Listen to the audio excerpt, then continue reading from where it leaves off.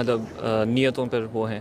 تو اب جیسے اچھے اعمالوں کا بھی ہے کہ آپ کی نیت صاف ہونی چاہیے, اور جیسے لیکن اب جب بھی آپ اچھے اعمال کرتے ہو, جیسے نماز پڑھ رہے ہو مسجد میں یا کچھ بھی کر رہے ہو, قرآن پڑھ رہے ہو کسی کے سامنے, تو آپ کے دماغ میں شیطان یا جو بھی آپ کے دماغ میں آتا ہے کہ اچھا میں اس کے میرے وہ دیکھ رہے تو میں شاید اور اچھا پڑھنا شروع ہو جاؤں. یا ایسے پاسٹ اعمال بھی ہیں, جیسے بندہ اعتکاف بیٹھا ہے تو آپ کو کافی سالوں بعد دماغ میں آتا ہے یار میں نے تو بڑا اچھا کام کیا تھا, یا مطلب نیت اللہ کے لیے نہیں ہو جاتی, اکثر چینج ہوتی رہتی ہے.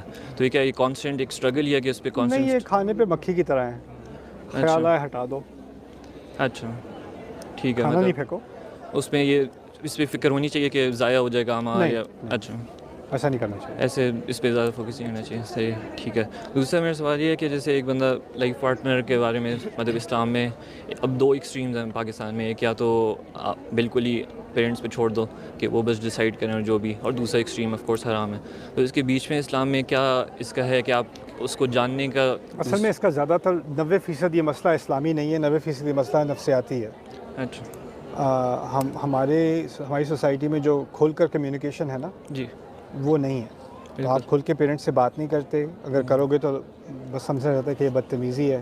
اس کا اسلام سے کوئی تعلق نہیں ہے. اسلام میں کبھی یہ بات نہیں تھی, صحابہ میں نہیں تھی, کسی میں نہیں تھی. کھل کے بات کیا کرتے تھے, اختلافات بھی ہوتے تھے, لیکن کیونکہ وہ کلچر نہیں ہے تو پھر جب بڑے فیصلوں کی بات آتی ہے تو وہ شروع سے ہی کبھی کسی بارے میں اپنی زبان نہیں کھولی ہوتی, تو پھر اب اس بارے میں بھی نہیں کھولنی. بالکل رائٹ.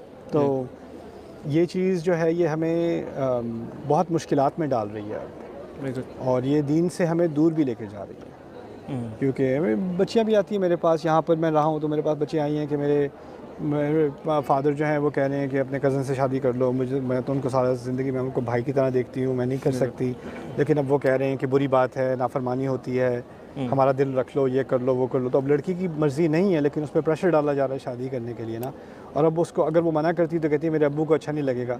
تو وہ والد کے احترام میں وہ اپنی زندگی کو, اپنے جذبات کو کچل رہی ہے. بالکل. اور وہ ماں باپ کیا کہہ رہے ہیں کہ دیکھو بچے ہو تمہیں ابھی سمجھ نہیں آتی.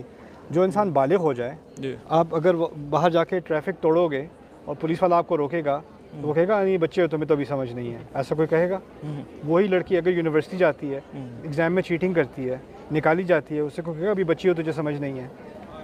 ہر فیصلے کا, ہر زندگی کے ہر فیصلے کی ذمہ دار وہ خود ہے نا. جی بالکل. اوکے, نماز کی ذمہ دار وہ خود ہے کہ نہیں, اللہ کے کورٹ میں ذمہ دار وہ خود ہے کہ نہیں. بالکل. لیکن پتہ نہیں کہاں سے ہمیں یہ نفسیاتی مرض آیا کہ اس زندگی کے فیصلے میں وہ بچی ہے, اس کو کچھ نہیں پتا, باقی سب چیزوں میں سب پتہ ہے. وہ ذمہ دار ہے, خود مختار انسان ہے, اس کو اللہ نے روح دی ہے, عقل دی ہے, اس سے سوال پوچھا جائے گا.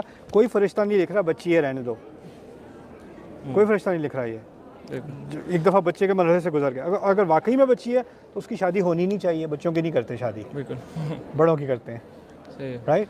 تو ہم نے یہ جو یہ نفسیات بنا دی ہے نا, یہ اسلامی مسئلہ نہیں ہے, یہ اصل میں سائیکولوجیکل مسئلہ ہے. اور اس کو ہمیں اب کسی نہ کسی طرح براہ راست ایڈریس کرنا پڑے گا. ٹھیک ہے. اب اس میں جیسے اگر مطلب کوئی ان نون ہے, اس کو جاننے کے لیے مطلب اسلام میں کوئی ہے, جیسے وہ تو آپ کی میں نے ویڈیو دیکھی تھی کہ آپ مطلب پبلک ایریا سیٹنگ میں ان کے جو مہر ہیں جو بھی ہوتے ہیں ان کے سامنے آپ ان سے کچھ بھی سوال پوچھ سکتے ہو. تو مطلب اسلام میں اس کا اجازت ہے مطلب کہ ان کو جاننے کے لیے بیسکلی ڈیپلی؟ بالکل ہے. اچھا بالکل ہے.